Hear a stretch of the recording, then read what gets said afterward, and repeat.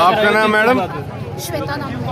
बताइए आज की प्रोटेस्ट के बारे में बताइए। सर आज 10वां दिन है। 12 तारीख को राहुल बच्ची की किलिंग हुई थी, तो आज उनका 10वां दिन है। 10 दिन से हम प्रोटेस्ट पे बैठे हैं।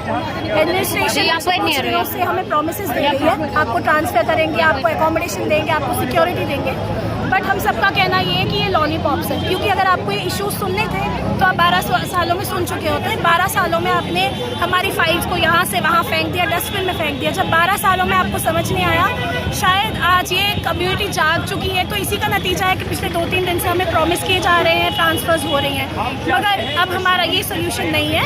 हम सिर्फ यहाँ से रीलोकेट होना चाहते हैं कश्मीर से बाहर। जब तक कि कश्मीर में हालात सॉल्व नहीं हो जाते, साफ नहीं हो जाते, ठीक नहीं हो जाते, तब तक हमें सेफर प्लेसेस पे आउटसाइड कश्मीर रीलोकेट करिए।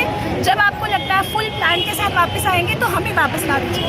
हम यहाँ काम करने के लिए हमेशा तैयार हैं। मैम अभी की डिमांड क्या है आपकी? अब एक ही डिमांड है हमारी, बिल्कुल क्लियर, रीलोकेशन आउटसाइड कश्मीर में। नहीं मार हम करेंगे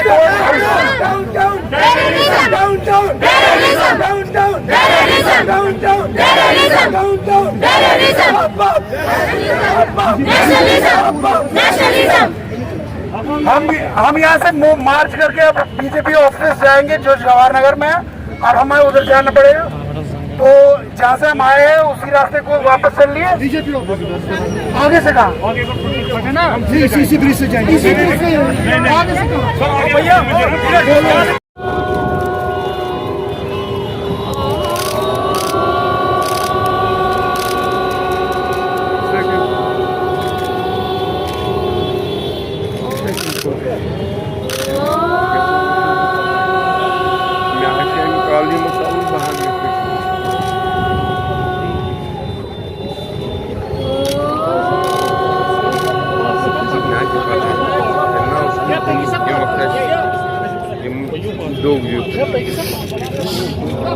सर